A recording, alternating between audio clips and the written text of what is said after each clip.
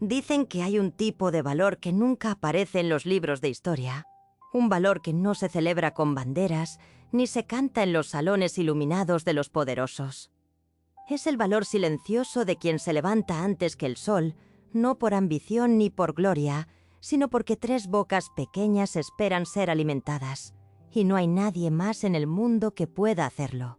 Un valor que no pide testigos, que no reclama aplausos, que existe únicamente en el frío de una madrugada y en las manos de una mujer que sabe que rendirse no es una opción. Elena Vargas conocía ese valor mejor que nadie. Lo conocía con las manos, con la espalda curvada sobre el lavadero de piedra, con el agua helada de enero que le mordía los nudillos hasta hacerlos sangrar.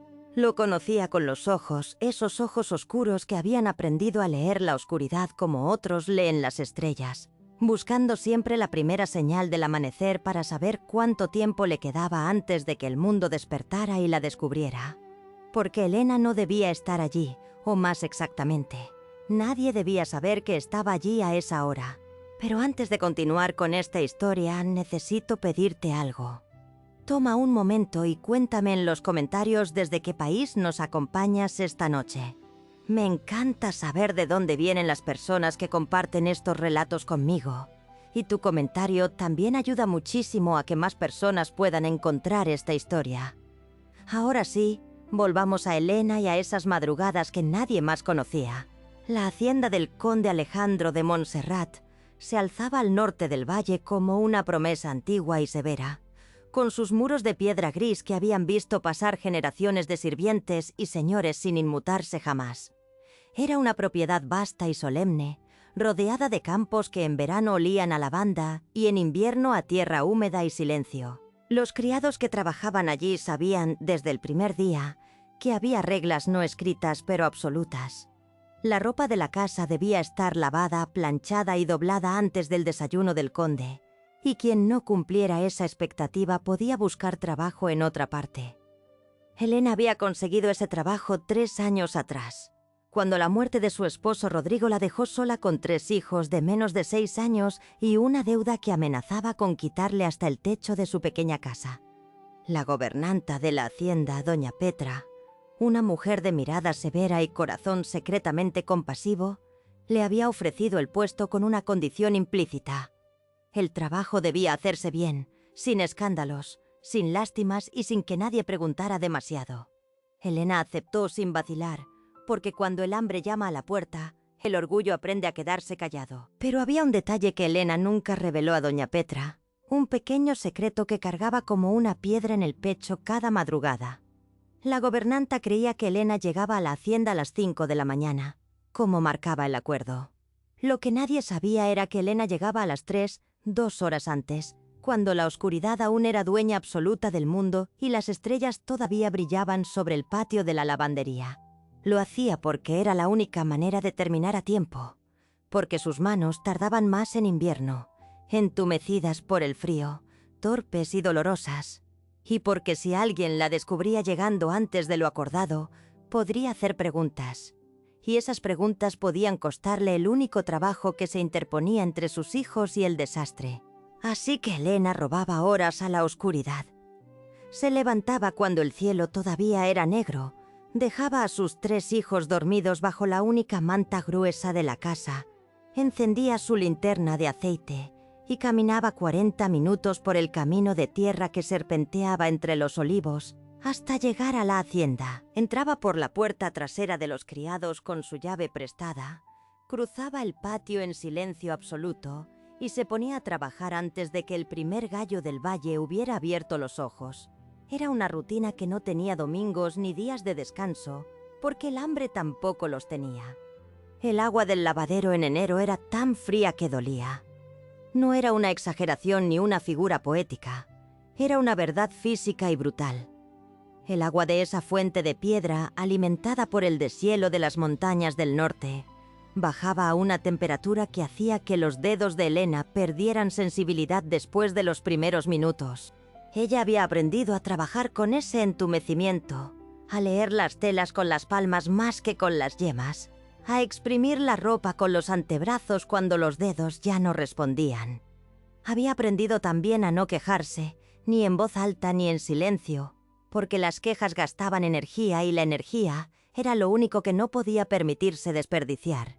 Lo que la sostenía en esas madrugadas frías y solitarias no era la esperanza abstracta de un futuro mejor, sino algo mucho más concreto y mucho más poderoso.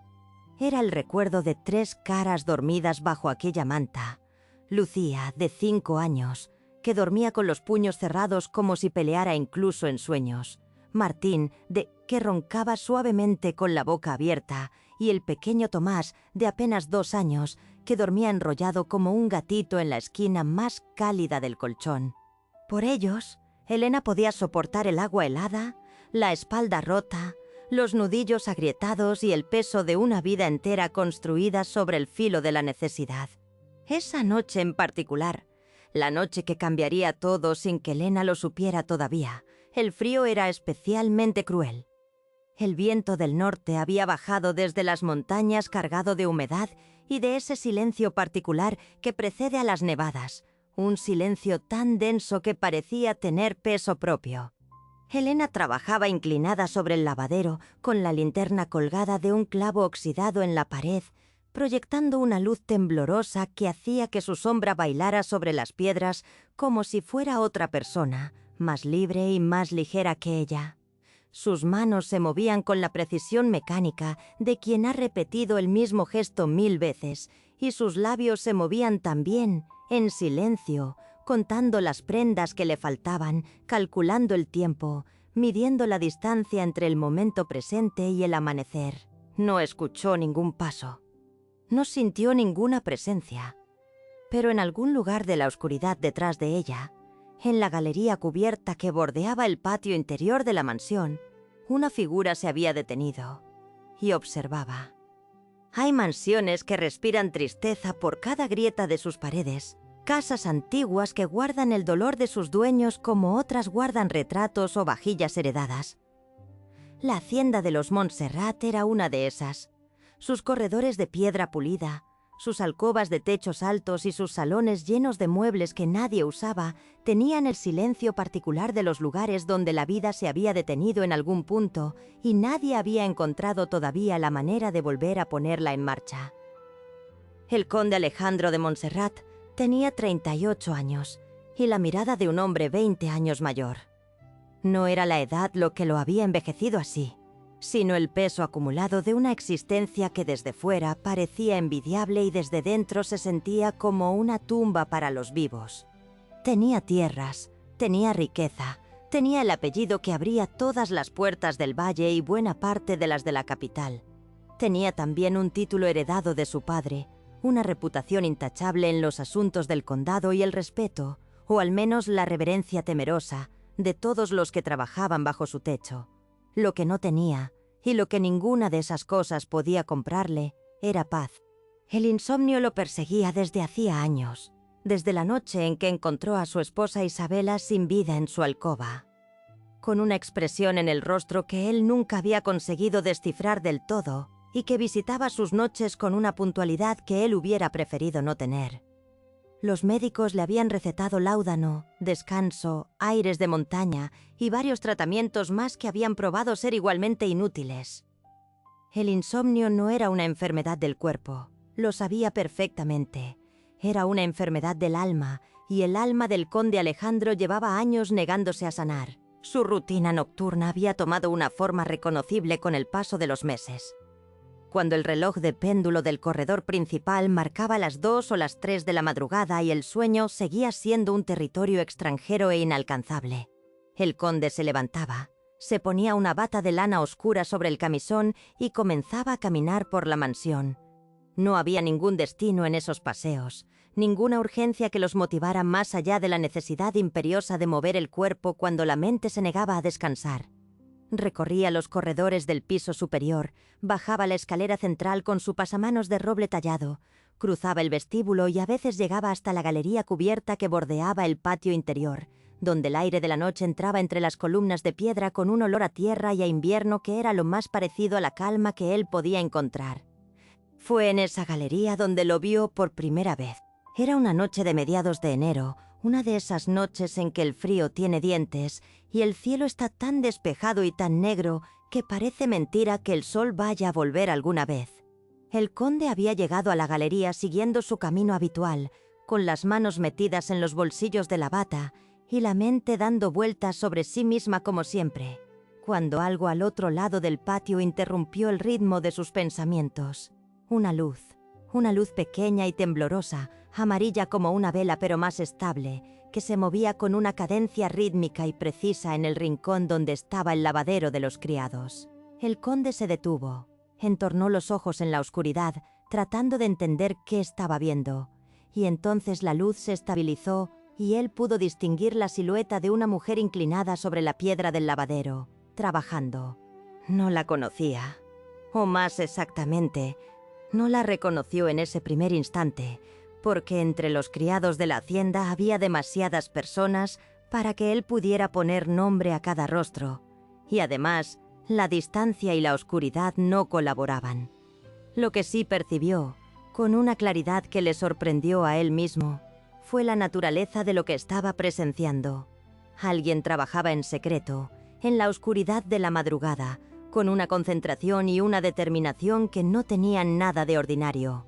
Había algo en la postura de aquella figura, en la forma en que sus brazos se movían sobre el lavadero sin detenerse, sin vacilar, sin concederse ni un instante de descanso, que le resultó al mismo tiempo perturbador y extrañamente hermoso. El conde Alejandro se quedó de pie entre las columnas de la galería durante un tiempo que no habría sabido medir, observando. No lo hizo con la curiosidad fría del señor que vigila a sus criados, sino con algo mucho más involuntario y mucho más íntimo, la atención absorbida de quien descubre de pronto, en el lugar más inesperado, algo que no sabía que estaba buscando. Aquella mujer trabajaba como si el mundo entero dependiera de que esa ropa quedara limpia antes del amanecer, con una entrega total y silenciosa que tenía la calidad de una oración o de una promesa. Y el conde, que llevaba años sin poder dormir y varios más sin poder sentir nada que no fuera el peso sordo de su propia melancolía, sintió algo moverse en algún rincón profundo de su pecho que llevaba demasiado tiempo quieto. No se acercó, no habló. Retrocedió despacio por la galería, volvió a sus habitaciones y se tumbó en la cama con los ojos abiertos en el techo, como siempre. Pero esa noche había algo diferente en su insomnio. Ya no estaba solo con sus fantasmas. Había una luz pequeña y temblorosa al otro lado del patio, y él no podía dejar de pensar en ella. Hay formas de conocer a una persona que no requieren palabras ni presentaciones. Hay un conocimiento más antiguo y más honesto que el de los salones y las conversaciones corteses. Un conocimiento que se construye en silencio, observando a alguien cuando cree que nadie lo mira, cuando no actúa para ningún público y es simplemente lo que es. El conde Alejandro de Montserrat pasó las siguientes semanas aprendiendo a Elena Vargas de esa manera, desde la oscuridad de la galería, con la paciencia involuntaria de quien no tiene ningún otro lugar a donde ir en las horas muertas de la madrugada. La segunda noche dudó. Se dijo a sí mismo, mientras se ponía la bata con movimientos lentos y deliberados, que bajar a la galería era una extravagancia sin sentido, que lo que había visto la noche anterior no era más que una criada cumpliendo con su trabajo de manera irregular, y que el asunto no le concernía en absoluto. Se lo dijo con la firmeza de un hombre acostumbrado a que sus propias órdenes se cumplieran sin discusión. Y aún así, cuando el reloj marcó las 3 de la madrugada y el techo de su alcoba volvió a convertirse en ese lienzo blanco e implacable sobre el que su mente proyectaba todas las imágenes que no quería ver, sus pies encontraron solos el camino hacia la galería. Ella estaba allí. La linterna colgaba del mismo clavo oxidado, proyectando la misma luz temblorosa sobre las piedras mojadas del patio, y Elena trabajaba con la misma concentración absoluta de la noche anterior, como si el tiempo no hubiera pasado, como si ella fuera una figura grabada en ese rincón del mundo y el mundo girara a su alrededor sin rozarla. El conde se quedó entre las columnas, inmóvil, y esta vez no se marchó tan pronto. Fue en esas semanas cuando empezó a aprender los detalles. Aprendió que Elena siempre comenzaba por las prendas más grandes, las sábanas y los manteles, y dejaba las más delicadas para el final, cuando sus manos ya se habían calentado un poco con el esfuerzo. Aprendió que de vez en cuando se detenía, solo un instante, y se llevaba los nudillos a la boca para calentarlos con el aliento, un gesto tan pequeño y tan humano que la primera vez que lo vio el conde sintió algo parecido a una punzada en el pecho. Aprendió también que ella cantaba, o más bien murmuraba, canciones tan bajas que desde la galería no llegaba ninguna melodía reconocible, solo la cadencia de algo que sonaba a canción de cuna, o a rezo, o a las dos cosas al mismo tiempo. Una noche, hacia finales de enero, el viento cambió de dirección y llevó hasta la galería un fragmento de ese murmullo. El conde no pudo distinguir las palabras, pero sí el tono, y el tono tenía la textura particular de las cosas que se dicen no para ser escuchadas sino para no desmoronarse, para mantener el hilo de algo frágil e imprescindible que podría romperse si uno se quedara en silencio demasiado tiempo. Esa noche, el conde tardó más que nunca en volver a sus habitaciones. Durante el día, en las horas de luz y de obligaciones, el conde era lo que siempre había sido: severo, preciso, distante. Presidía las reuniones con sus administradores con la misma frialdad de siempre, recibía a los visitantes con la cortesía justa y protocolaria de su rango, firmaba documentos y tomaba decisiones con la eficiencia mecánica de quien ha aprendido a funcionar sin necesitar sentir nada para hacerlo. Nadie en la hacienda notó ningún cambio en él, porque el conde era un hombre que había perfeccionado el arte de no mostrarse. Pero por dentro, algo había comenzado a moverse de una manera que él no sabía cómo detener. Empezó a hacer preguntas indirectas, formuladas con la naturalidad estudiada de quien pregunta por curiosidad administrativa y no por ninguna razón más cercana a la piel. Le preguntó a doña Petra por el estado del servicio de lavandería, comentando de pasada que la ropa había llegado especialmente bien tratada en las últimas semanas. Doña Petra, que no era tonta ni mucho menos, respondió con su habitual economía de palabras que Elena Vargas era la mejor lavandera que había tenido la hacienda en muchos años, y que sus 3 hijos eran la razón por la que esa mujer nunca entregaba un trabajo a medias. 3 hijos. El conde repitió esas 2 palabras en silencio mientras miraba por la ventana de su despacho y sintió que algo encajaba en su pecho con una precisión dolorosa. Ahora la observaba de otra manera. Sabiendo lo que sabía, el trabajo nocturno de Elena adquiría una dimensión que antes solo había intuido y que ahora veía con una claridad que resultaba casi insoportable. Cada prenda que ella retorcía con las manos heladas en la oscuridad de la madrugada era una prenda menos entre el hambre y 3 niños dormidos en algún lugar del valle. Cada hora que ella robaba al sueño era una hora más de dignidad comprada al precio del dolor. El conde había conocido muchas formas de coraje en su vida, el coraje ruidoso de los hombres que se enfrentan a sus iguales con testigos delante, el coraje calculado de los que negocian desde una posición de fuerza, pero nunca había visto nada parecido a aquello. El coraje invisible y absoluto de quien lucha sin que nadie lo sepa y sin pedirle a nadie que lo sepa. Una madrugada, más fría que todas las anteriores, el conde llegó a la galería y se encontró con que la linterna de Elena proyectaba su sombra directamente hacia él, alargada y temblorosa sobre las piedras del patio. Por un instante absurdo tuvo la sensación de que era la sombra la que lo miraba a él, de que aquella mujer que trabajaba de espaldas era perfectamente consciente de su presencia y elegía, con una dignidad callada que lo superaba en todo, no girarse. Luego Elena se movió, la sombra cambió de dirección y el momento se deshizo. Pero el conde se quedó mirando ese espacio vacío en las piedras durante un largo rato, con la certeza creciente e incómoda de que algo en él había cambiado para siempre y de que ya no había ninguna manera de deshacer ese cambio. Las tormentas de invierno en el valle de Montserrat no llegaban con aviso. No había señal en el cielo al atardecer, ni cambio perceptible en el olor del aire que pudiera advertirle a quien no las conocía de toda la vida que algo violento se estaba preparando en las entrañas de las montañas del norte. Llegaban de golpe, sin preámbulos, como si la naturaleza hubiera decidido que la cortesía era un lujo que ella no estaba obligada a tener. Y la noche del 12 de febrero llegó exactamente así. sin aviso, sin piedad y con una furia que hizo temblar los postigos de todas las ventanas de la hacienda, como si alguien estuviera golpeando desde afuera con los puños. Elena lo supo en cuanto puso un pie en el patio. El viento la golpeó con una fuerza que no esperaba, arrancándole el chal de los hombros antes de que pudiera sujetarlo. Y la lluvia comenzó a caer en ese mismo instante.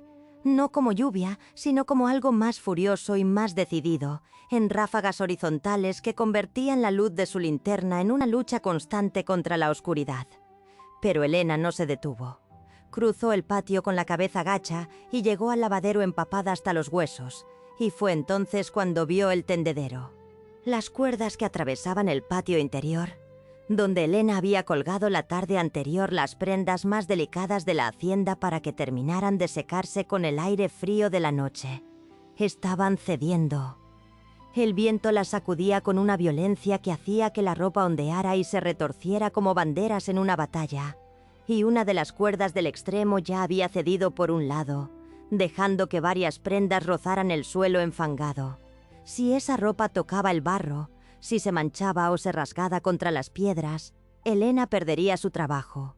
No habría explicación posible, no habría misericordia en los ojos severos de doña Petra, no habría nada entre sus hijos y el hambre más que el vacío. Corrió. Corrió hacia el tendedero sin pensar en la lluvia, ni en el frío, ni en el viento que la empujaba hacia atrás con una insistencia casi personal, y comenzó a arrancar las prendas de las cuerdas con manos que ya no sentía, enrollándolas contra su pecho para protegerlas con el calor que le quedaba en el cuerpo.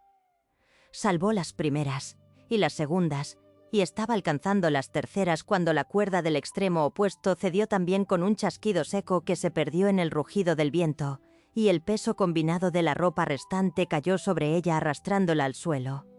Elena cayó de rodillas sobre las piedras del patio, con las prendas aferradas contra el pecho y la mejilla izquierda golpeando contra el borde del lavadero con un sonido que resonó por encima de la tormenta. En la galería, el conde Alejandro lo vio todo.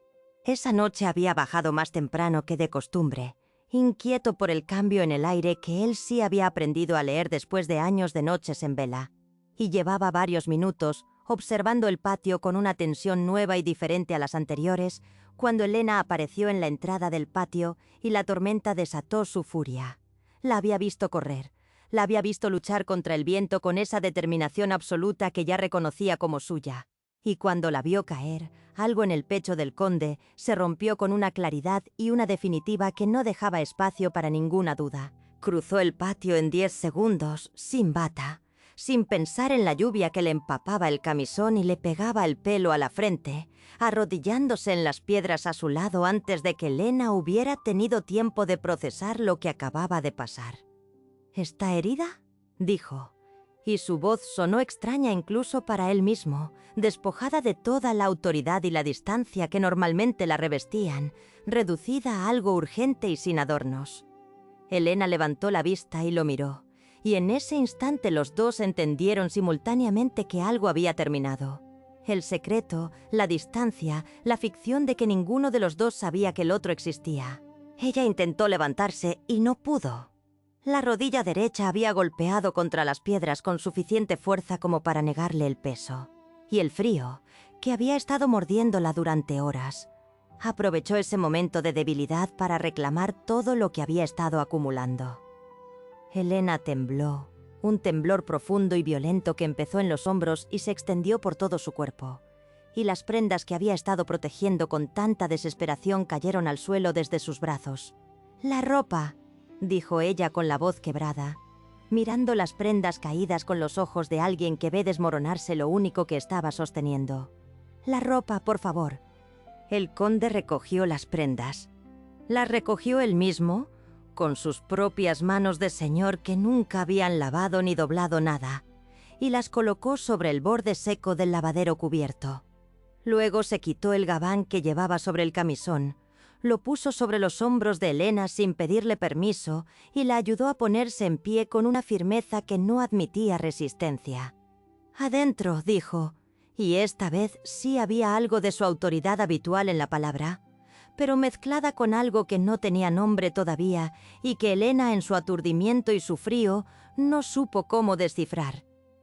Lo que vino después no fue una decisión consciente de ninguno de los dos, sino la consecuencia inevitable de todo lo que se había estado acumulando en silencio durante semanas.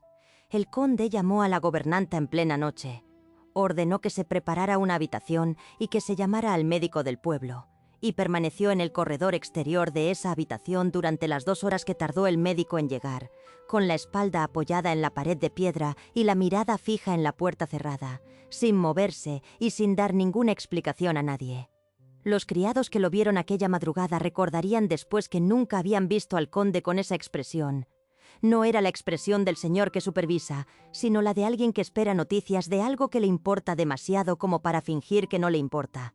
Hay verdades que solo se atreven a decirse en los márgenes del mundo, en esos espacios frágiles que existen entre la enfermedad y la recuperación, entre la noche y el amanecer, cuando las defensas de una persona están demasiado bajas como para seguir sosteniendo las mentiras que normalmente la protegen.